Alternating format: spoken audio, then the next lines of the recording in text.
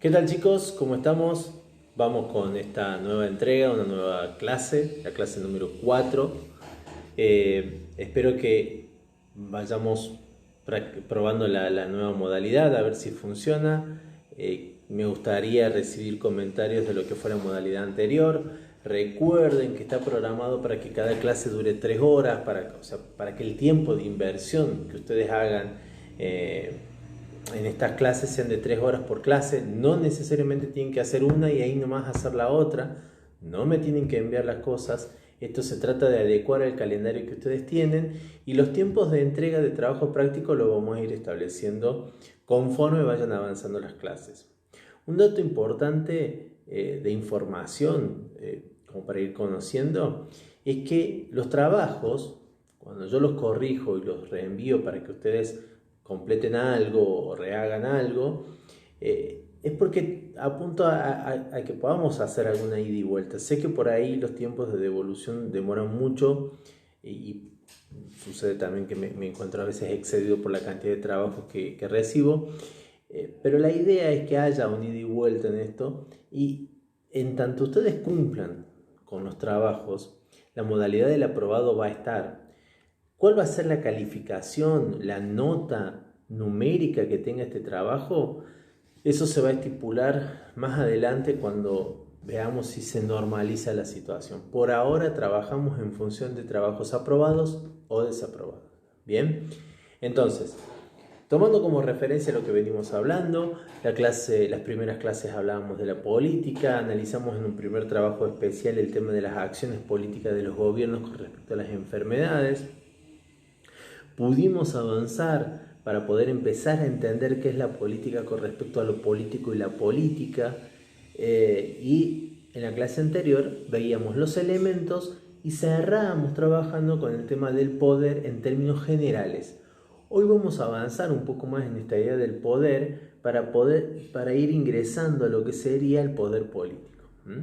Por eso el nombre de la clase de hoy sería las relaciones, esferas y roles dentro del poder, ¿sí? Como para revisar entonces lo que veníamos diciendo, habíamos visto la definición de Weber con respecto al poder, donde decíamos que era la probabilidad de la imposición de la voluntad en una relación social sobre otra, aún ante toda resistencia, y que esta relación de poder que se da presentan dos polos, el mando y la obediencia. Hay una intencionalidad en esta relación de poder, hay un porqué, hay una voluntad que quiere imponerse por un porqué fundamentado o no, pero hay una intencionalidad fuerte. Entra en juego los premios y los castigos como parte de esta relación de mando-obediencia, transformados o trasvestidos de muchísimas cuestiones. Y van a aparecer variedades de formas de relación de poder, que es un poco lo que vamos a trabajar en esta clase, ¿sí? Y hacemos foco sobre la intersubjetividad, porque una relación de poder presenta en los dos polos, alguien que manda y alguien que obedece, pero esos alguienes son sujetos, ¿sí?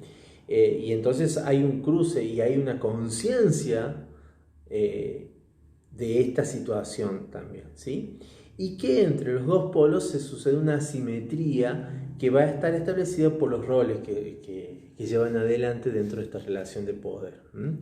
Para avanzar entonces con esta idea, en esta clase yo les había planteado para la lectura del trabajo un nuevo apunte, es el apunte del tomo 2, que lo que ustedes tienen ahí, si ustedes ven, le he tenido que dividir el apunte en dos, son incluso dos libros diferentes lo que hemos sacado de la información. Los que tienen la fotocopia de años anteriores o los que han podido sacar las copias ahora son las mismas copias, nada más que lo tuve que dividir en dos, y estamos trabajando fuertemente ahora con lo que sería el tomo 2, ¿sí? De Recalde, Política y Ciudadanía. ¿Qué nos plantea el autor dentro de lo que es las relaciones de poder? Va a decir que el poder se manifiesta siempre como relaciones. Esto es lo que decíamos, tiene que haber dos sujetos o varios sujetos, pero algunos desde el lado del mando y otros desde el lado de la obediencia, ¿sí? Y esto va a establecer entonces que dentro de las comunidades, dentro de los grupos sociales, va a haber personas que tienen más poder que otras, ¿sí?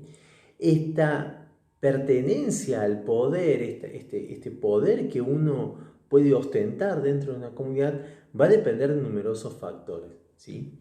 Ahora bien, las relaciones de poder, este que manda y este que obedece, son intercambiables con el tiempo y con los ámbitos, ¿sí? Acá es donde vamos a hablar enseguida de lo que se llaman las esferas del poder, pero hay una cuestión intercambiable entre uno u otro.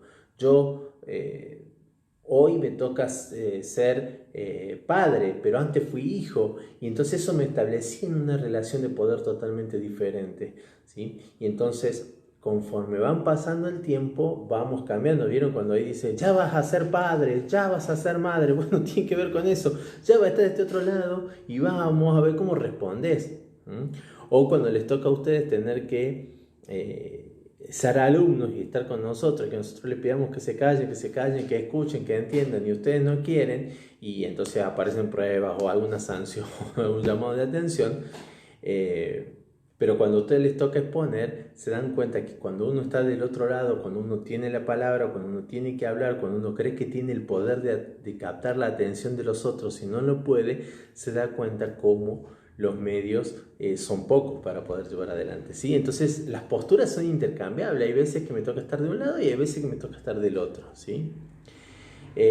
También dentro de las instituciones, sea la familia, el Estado, una empresa, cualquier tipo de organización humana, hay jerarquías, ¿sí?, que van configurando estas relaciones. Dentro de un club, ¿sí?, dentro de una academia, porque está la profesora y la alumna, o el jugador y el técnico, pero dentro del equipo está el capitán y el técnico, y dentro del club está el presidente y el técnico y el capitán y los jugadores. Entonces cada uno va teniendo una jerarquía diferente dentro del rol que ocupa, que eso le va otorgando más o menos poder, más o menos influencia sobre la totalidad de la comunidad de la que estemos hablando, ¿sí? Es cierto que dependiendo del ámbito del que hablemos, esas jerarquías van a estar configuradas incluso hasta por normas, ¿sí? Las normas van a establecer, bueno, hay un presidente, hay un director, hay un gobernante, y hay una norma que va a configurar cuál es la función que va a tener dentro del rol de ese poder, ¿sí? Y se va a mover en eso. Entonces va a estar de alguna manera establecido por una cuestión que tiene que ver con una cuestión jerárquica jurídica. Pero hay lugares donde, o hay configuraciones de comunidades, de relaciones donde esos grupos o esas jerarquías no van a estar dadas por cuestiones jurídicas, sino más bien por cuestiones que tienen que ver, ya sea por acuerdos del grupo o bien por presiones o surgimientos propios. Por ejemplo, una hinchada, como decía, como dice en el apunte el autor, o lo que pone lo del ejemplo de los robos, ¿sí? Esto, es decir, hay gente que en algún determinado momento va a tener mayor poder sobre otros porque va a presionar de una manera diferente para que pueda ser reconocido su poder o su influencia con respecto a la comunidad, ¿sí? Ahora, es importante entender que el poder es algo que va a estar presente en todas las instituciones y organizaciones sociales, ¿sí? Algunos dicen, bueno, esto es la ley de la selva. No, porque la ley de la selva se maneja con otra cuestión. La vida salvaje, la vida natural, se maneja con criterios que son propios de la vida natural, ¿sí? Esto de la supervivencia, esto de... hay una lucha de poder, pero una lucha desde la supervivencia del más apto, del más fuerte, de quién puede adaptarse mejor. Después todo lo otro son dibujos o animaciones como que uno puede ver, como Madagascar, por ejemplo, donde hacen un concurso de baile para ver quién es el león que va a ser el dueño de la manada y otro quiere pelear. Bueno, pero eso tiene que ver con la animación. La naturaleza tiene sus propios cánones de configuraciones de quienes van a llevar adelante una manada o no, ¿sí? En el caso de las relaciones humanas, el poder, que es una cuestión de construcción social, va a ser el foco que va a, de alguna manera, a motorizar estas relaciones, ¿sí? Y acá está lo importante, cuando hablamos de esfera del poder, y esto se lo dije antes, no estamos hablando de esto, ¿sí? No es que nos va a aparecer Goku y nos vamos a tener que buscar las 7 esferas del poder, no, no. Cuando hablamos de esfera del poder, vamos a hacer referencia a otra cuestión. Las esferas del poder tienen que ver con los ámbitos en los que están circunscritas las relaciones de poder. Y tiene que ver con el hecho de que nosotros, esto también hemos trabajado en años anteriores y en primer año, nosotros pertenecemos en nuestra vida cotidiana a numerosos grupos, ¿sí? Esta pertenencia a numerosos grupos hace que en esos grupos exhibamos roles diferentes y que cada grupo tenga su normativa diferente y tenga su orden jerárquico diferente. Incluso hasta mismos ámbitos, como por ejemplo la familia, no todas las familias son iguales y cada familia configura su forma de relacionarse con respecto al poder, ¿sí? Con respecto a la responsabilidad que los padres tienen sobre los hijos, cómo se toman decisiones dentro de ese grupo familiar, va a ser propia de la configuración de esa familia, ¿sí? Pero no escapa, aun cuando la decisión de cuestiones que tienen que ver con la familia la podamos tomar entre todos, padres e hijos, no escapamos que jurídicamente la responsabilidad pesa sobre el padre y sobre la madre, ¿sí? O sobre los padres o sobre las madres. Entonces, estas cuestiones de pertenencia a diferentes grupos a lo largo de nuestra vida hace que nosotros tengamos roles que se circunscriben en estos ámbitos nada más, ¿sí? En esos roles vamos a asumir poderes o no, vamos a ir configurando posturas a partir de la jerarquía o a partir de la función que nosotros tengamos en ese ámbito. Entonces, por ejemplo, yo puedo ser empleado en una fábrica y eso hace que yo tenga arriba todo un orden jerárquico que van a tener mayor poder y mayor responsabilidad por sobre mi trabajo. Y cuando voy a mi casa, la responsabilidad de mi casa y de alguna manera el poder jurídico que me da la paternidad va a recaer sobre mí, ¿sí? Ahora, yo soy padre ahí, en el trabajo soy empleado.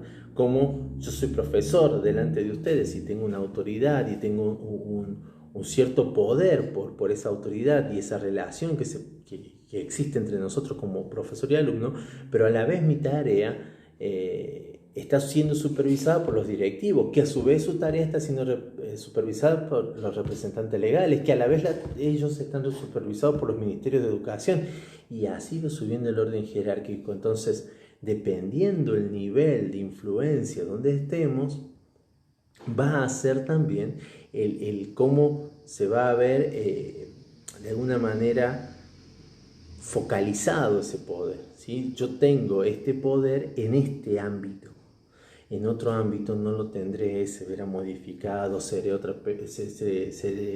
llevará adelante otro rol, ¿sí?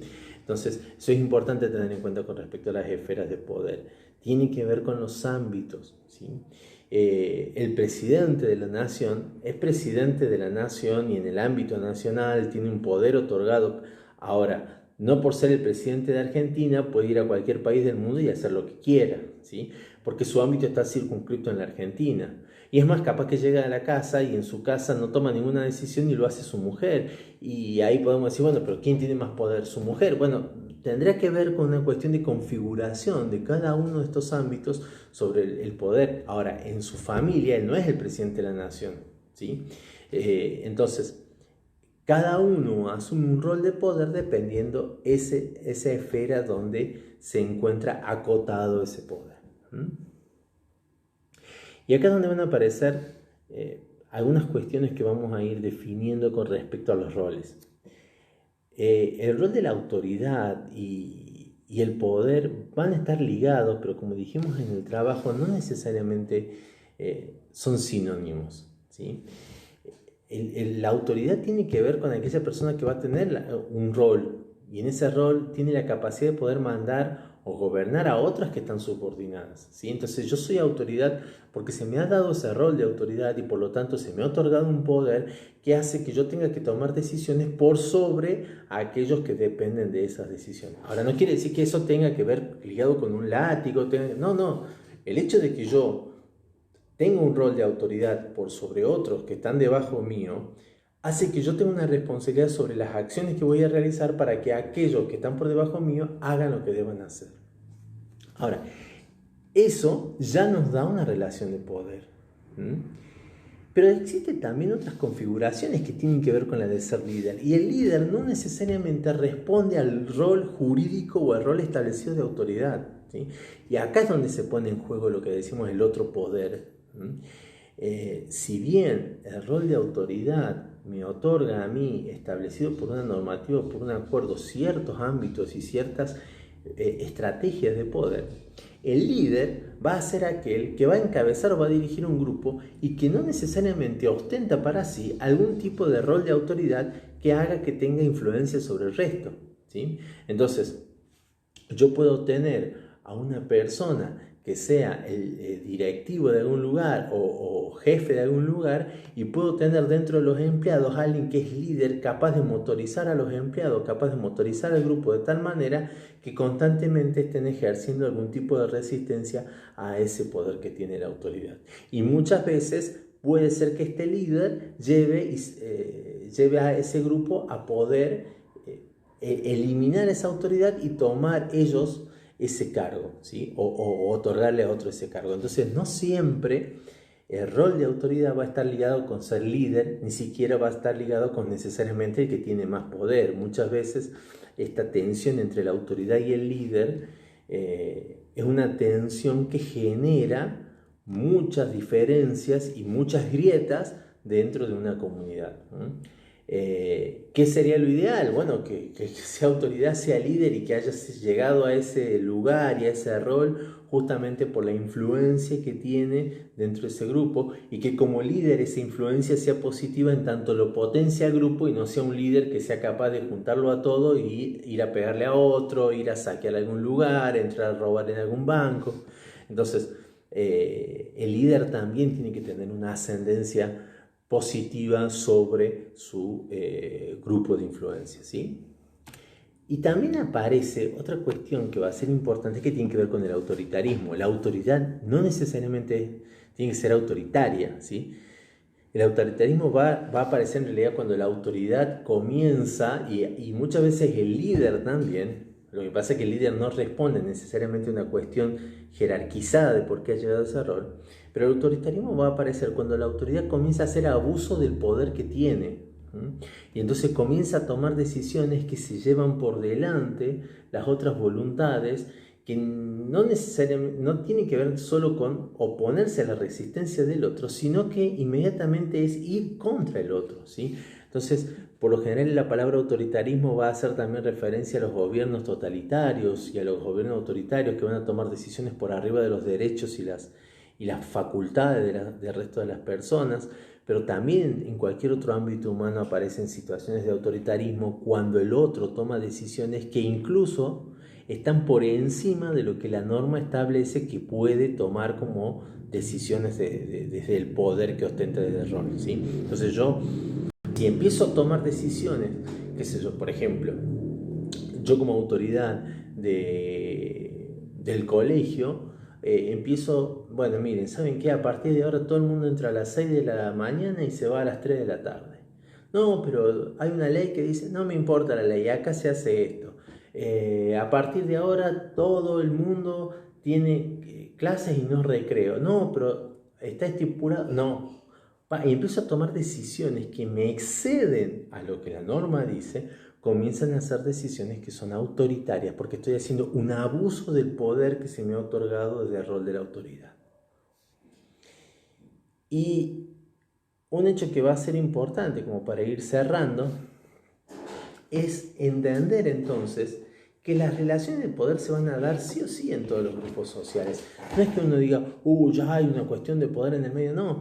Por eso es importante poder entender estas palabras, ¿sí? Fíjense que a mí hasta a veces se me traba el uso de la palabra poder con el poder hacer, bueno, porque cuando uno habla en política de poder, muchas veces se confunde que el que está en la política tiene más poder que los otros. Pero justamente no es una cuestión de quién tiene ese tipo de poder. Por eso vamos a entender un poco más en la clase que viene cuestiones que tienen que ver con los sistemas políticos y el tema del poder, con las presiones que se ejercen desde los poderes a los ámbitos de la política ese ejercicio de presión tiene que ver con lo político, ¿sí?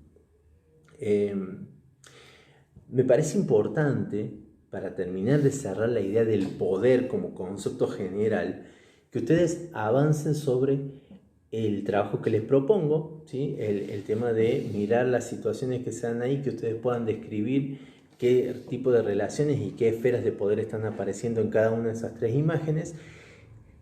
Y les doy un trabajito más, un plus más, que es pensar la frase donde hay poder, hay resistencia, que es una frase que después vamos a decir de quién es, que me gustaría que ustedes puedan, desde lo que han leído, explicarla. ¿Qué entienden ustedes por la frase donde hay poder, hay resistencia? ¿Sí? Volvemos con la misma idea, hagamos las actividades que están propuestas en la carpeta, hagan las consultas que sean necesarias. Aún no estoy pidiendo actividades que ustedes me envíen, ya vamos a acordar cuándo es eso. Y la próxima clase vendrá con la misma modalidad, un Word, 2 clases, link de videos para YouTube para que ustedes puedan ver esta explicación, que espero que sirva. Me gustaría, insisto, me gustaría que usen los canales de comunicación para que me acerquen sugerencias de qué más les gustaría que esto tenga. Estamos probando, está abierto a muchas posibilidades y es la forma en la que yo tengo en estos momentos de poder acercarme a ustedes y hablar. Nos cuidamos, nos quedamos en casa, estamos en contacto y espero poder ser una mano a partir de esto que hacemos. Nos vemos, muchas